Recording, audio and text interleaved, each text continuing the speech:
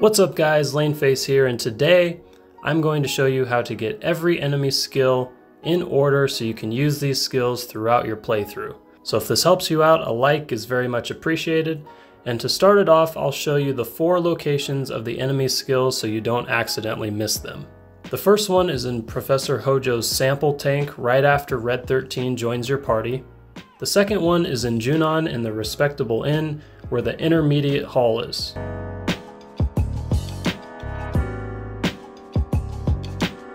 The third is in the Forgotten Capital.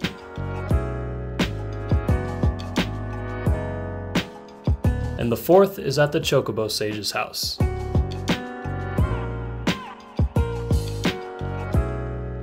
The first enemy skill you can get is as soon as you get out of Midgar, run around this darker area here between Midgar and Calm, and you'll find the Custom Sweeper, which will give you the Matrim Magic enemy skill. This one is really easy to get because it does damage to anyone, so no matter who has the enemy skill materia equipped, you'll get it. This is a great spell to have at this point in the game and can be very useful. Next is L4 Suicide, which you can find from the enemy Moo in between Calm and the Chocobo farm. To get this, you'll need to have whoever has the enemy skill equipped to be at a level that is divisible by 4. So something like 12, 16, 20, etc. Otherwise they won't learn it. L4 Suicide does critical damage as well as shrinking enemies who have levels divisible by 4. The next enemy skill we can learn is Choco Buckle, but first we'll need a few things. Head into the Chocobo farm and buy a Mimic Green, as well as pick up the Chocobo Lure materia and equip it along with the Sense materia.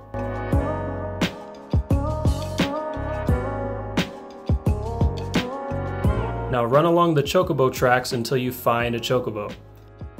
Once you find one, use the Sense materia to check what level it is. We're looking for one with a level divisible by 4. Here in my game I found a level 16. Once you find one, give it the Mimic Green and then cast L4 Suicide. By doing this, the Chocobo will counter with Choco Buckle. This spell does damage based on how many times you've ran away in a battle. So if you've ran away, say 10 times, it'll do 10 damage. So theoretically, if you were to run away 9,999 times, it would do that much damage and only cost 3 MP. But with that amount of time spent running away, it's definitely not worth it. The next enemy skill we can learn is Beta, but you might need to hold off on this one for a bit. I like to get this one now as it's by far the best spell you'll have for quite a while, but it can be very challenging to get at this point because you're most likely very underleveled. But to do this, you'll need to take on the Midgar Zolom, the giant snake in the marsh, the one most people catch a Chocobo to avoid dealing with. Yeah, so you can always come back to it if needed. There's a number of reasons why this is difficult right now.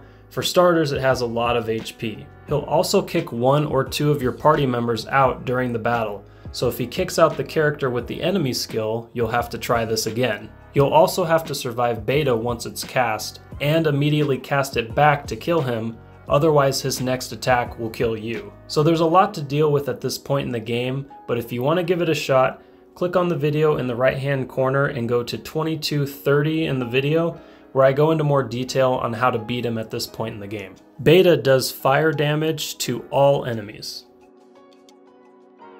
Just past Midgar Zolom is the Mithril Mines, where we'll find our next enemy skill, Flamethrower, which does fire damage to one opponent. We're looking for the Arc Dragon, which is this flying guy here, and it may take a few tries as he has to hit the person holding the enemy skill materia, but it shouldn't take very long.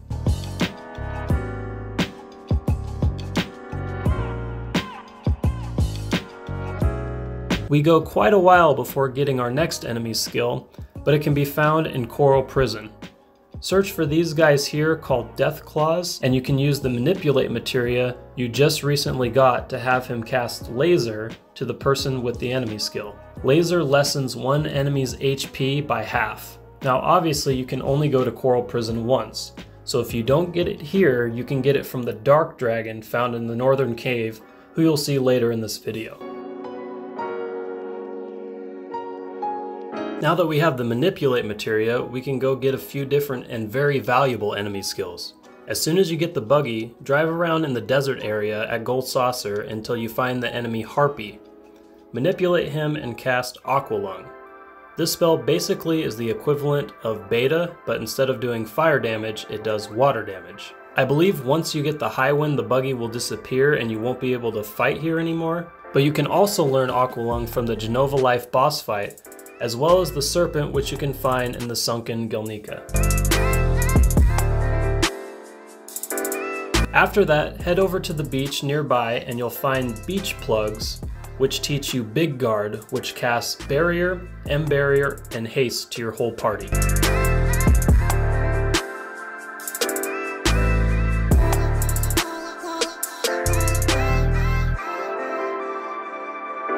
After that, head back to the first continent with your buggy and go to the dark area next to Fort Condor and fight the Zemzelit.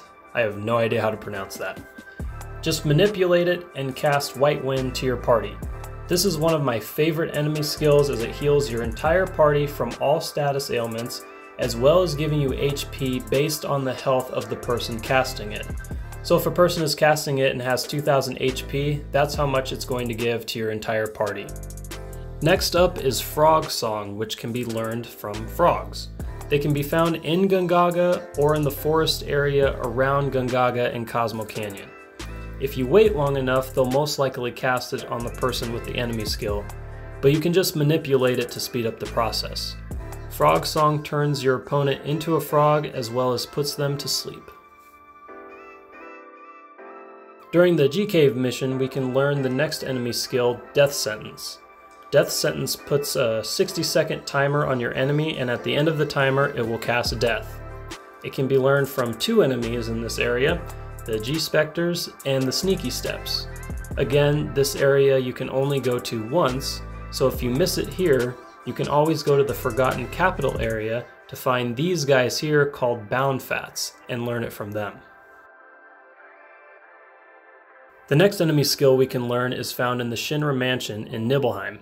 The enemy we're looking for is called Jerseys, and I usually always find them upstairs in this area. The enemy skill they have is called just 4 question marks, which does non-elemental physical damage equal to the user's max HP minus their current HP to one target.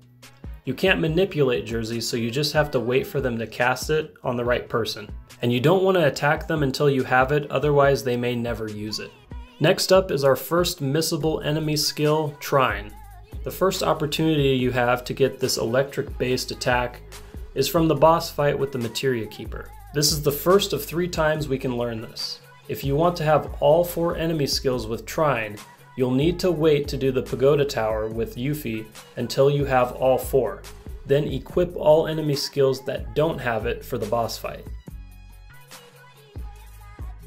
As soon as we get the Tiny Bronco, we can learn a couple more enemy skills. Both are on the continent where Wutai is. The first can be found on the beach, where you'll fight a giant tortoise named Adamantimai. Simply manipulate it and cast Death Force. This spell makes a single character immune to death spells.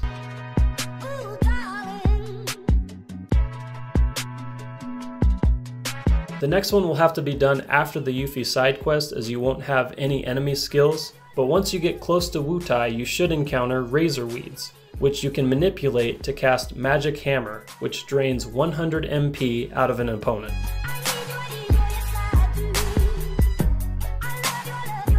The next set of enemy skills we can learn are located at the Gaia or Gaia Cliffs. The first is Magic Breath, which you can find from Stilvas, which are just red mini Materia Keepers. Magic Breath does fire, ice, and lightning damage to all opponents. This is also the second place where you can learn Trine. Just manipulate them to get the enemy skills.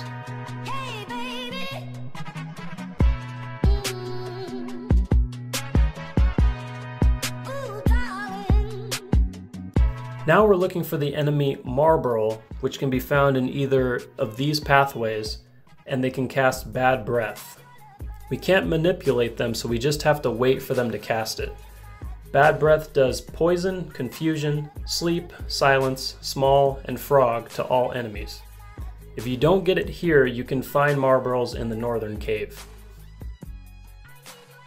Once we get the high wind, we can get Goblin Punch, which is located on Goblin Island, fighting goblins. What a concept. Goblin Punch does non-elemental damage on any one opponent, and at this point in the game it's pretty useless, but oh well. You can either wait for them to use it or you can simply manipulate them.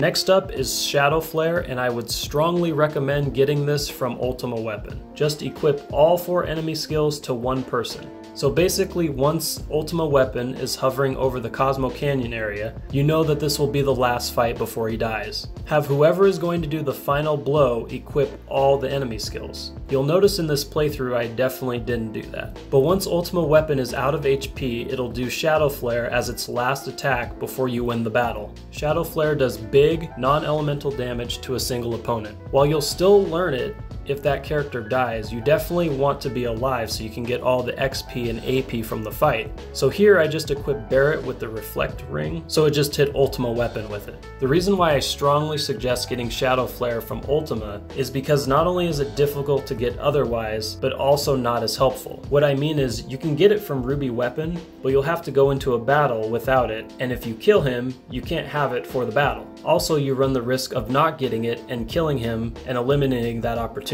But me personally, I like having everything at my disposal to fight the weapons. That's why I never save after beating him, so I can continue fighting them. Which is also why I never rely on getting a gold chocobo by beating Ruby, because then he's gone and you can't fight him again on that save file. Another option is by getting it from Safer Sephiroth, but then you're at the point of no return and it's useless at that point. The only other enemy you can learn it from is the Dragon Zombie, and you'll have to just sit there and wait for him to not only use it, but also on the character that you equip the enemy's skills, and that could take a long time. So long story short, you're just better off getting it from Ultima, but if you're past that part, Dragon Zombie is an option for you. The rest of the enemy skills can be found in the Northern Cave. Starting off with Dragon Force, which can be learned by manipulating a dark dragon. This is also where you can learn Laser in case you missed it. Dragon Force raises the defense and magic defense level of one ally.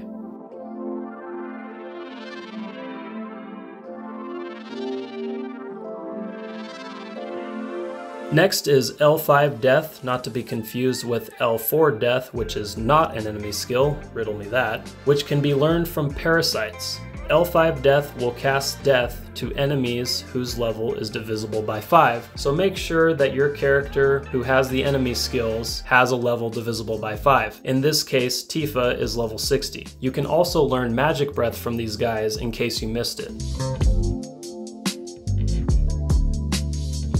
The last 3 enemy skills are found in the same area. When you get to the bottom of the cave where it splits into 2 paths, take the right path into this area here. The first enemy I encountered was the Dragon Zombie. Now before I go any further, you definitely want to save before this point, otherwise you may end up screwing yourself and you won't be able to learn this enemy skill at all. So if you watch my rare and most missable armor accessories and enemy skills, you already know why this can be a very rare and hard to get enemy skill. But for those of you who haven't, due to what I read was a coding error, Dragon Zombie will only cast this enemy skill once per game, and that's it. Once it's cast, it will never cast it again.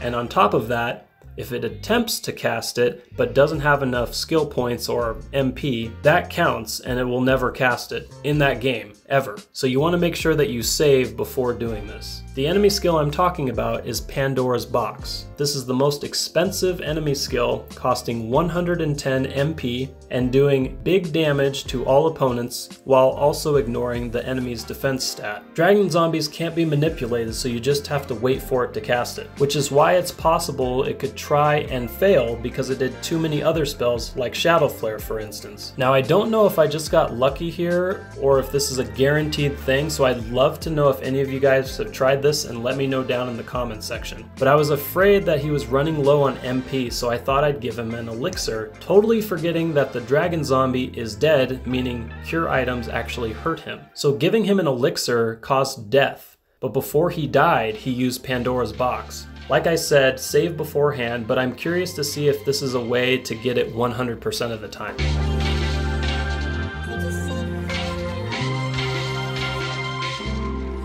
The next enemy I found was the Death Dealer, which has the enemy skill Roulette.